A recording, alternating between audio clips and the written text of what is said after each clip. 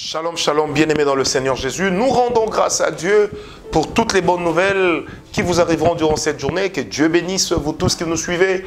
Et un coucou particulier à Madame Vanessa Loumanisha Lawele. Que le nom du Seigneur soit glorifié.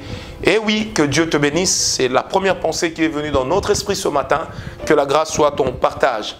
Nous sommes toujours en train de parler sur les actions de grâce. Et ce matin, nous parlons sur les sortes d'actions de grâce. Hier, nous avions parlé sur les offrandes d'actions de grâce.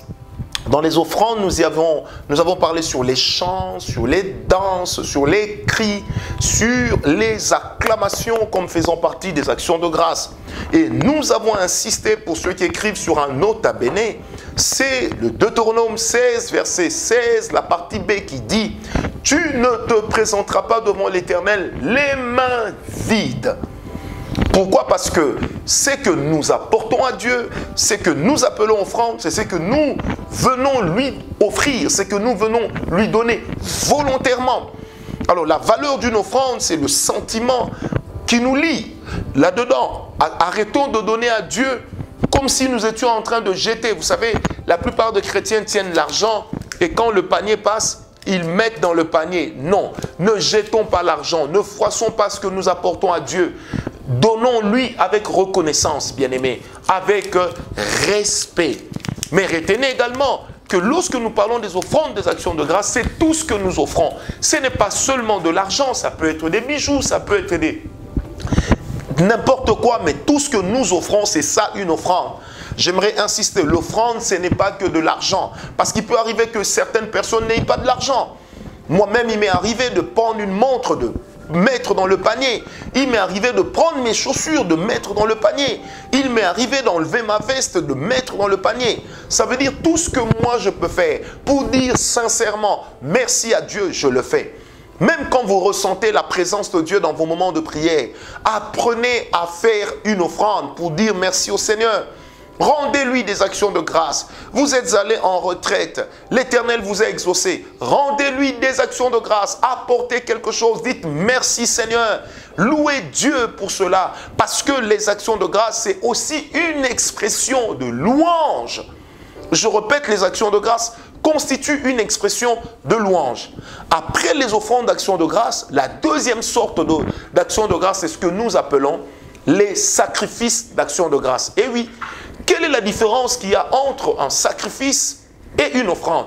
Une offrande vient après un acte. Une offrande vient reconnaître l'acte qui a été posé. Une offrande vient reconnaître la faveur qui a été témoignée. Une offrande vient reconnaître la grâce qu'on a vécue. Mais un sacrifice anticipe. Le sacrifice d'action de grâce est offert à Dieu, est donné à Dieu, alors que nous n'avons rien vu, alors que nous n'avons pas encore expérimenté. Le sacrifice d'action de grâce, c'est l'expression de foi. Je n'ai rien vu, mais je sais que Dieu va faire, alors je lui apporte déjà quelque chose. Je n'ai rien vu, mais je crois que Dieu va agir, alors je lui apporte déjà mon présent. Bien-aimés, avec les sacrifices, nous anticipons. Parce que rien ne nous garantit que ça marchera si ce n'est la parole qui dit « Mon juste vivra par la foi ». Et lorsque je sacrifie à Dieu, c'est par la foi. Alors, plusieurs personnes me posent toujours la question, mais quelle serait donc la différence entre autel et sacrifice d'action de grâce? Bien-aimés, l'autel, c'est ce que nous élevons sur laquelle plateforme nous offrons justement nos sacrifices d'action de grâce. Donc, autel et sacrifice d'action de grâce, c'est la même chose. Je répète, autel et sacrifice d'action de grâce, c'est la même chose.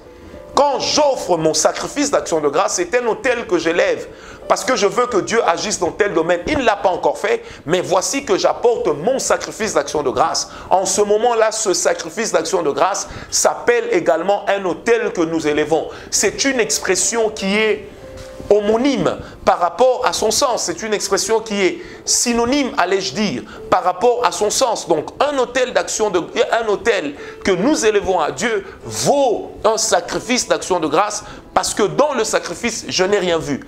Or, l'autel, je peux le lever sur ce que Dieu a promis de faire. Mais je peux aussi élever l'autel là où moi-même j'ai remarqué qu'il y a une panne et sur lequel point j'attends l'intervention divine.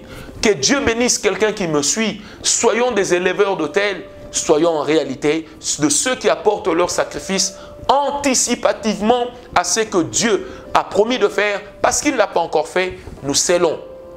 Que Dieu vous bénisse et que la grâce de Dieu soit notre partage ce matin. Avec le Saint-Esprit, je prie. Tu es peut-être malade. Rends déjà des actions de grâce pour ta prochaine guérison. Tu crois en une chose qui est difficile de voir l'accomplissement. Apporte tes sacrifices d'action de grâce. Ça parlera de ta part. On appelle ça un sacrifice parce que ça coûte. On appelle ça un sacrifice parce que ça requiert tes larmes. Ça requiert une perte pour toi. Que Dieu te bénisse.